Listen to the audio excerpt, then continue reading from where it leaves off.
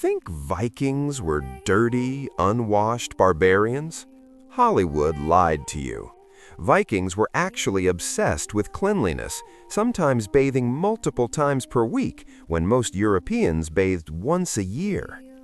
In the 9th and 10th centuries, while most of Christian Europe considered bathing sinful and unhealthy, Vikings had a word that appears over and over in their sagas, laugardagr, which literally means bathing day.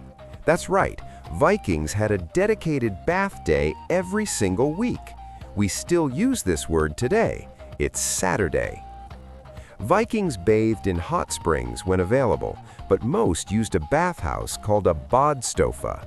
They'd heat rocks until they glowed red, pour water over them to create steam, then scrub themselves with soap they made from animal fat and ash.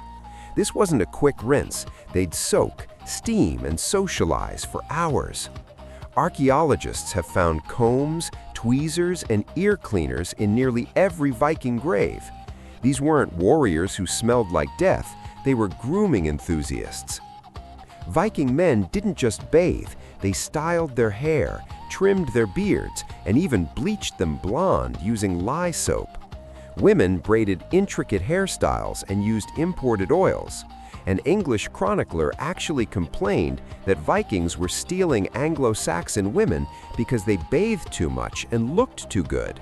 The complaint wasn't that Vikings were dirty, it was that they were too clean.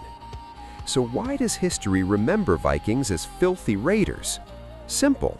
Christian monks wrote most of the records, and they saw bathing as vanity and sin.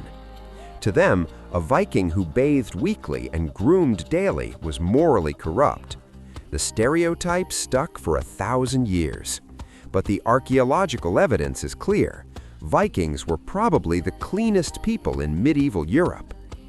Next time someone says Vikings were dirty barbarians, you can set them straight.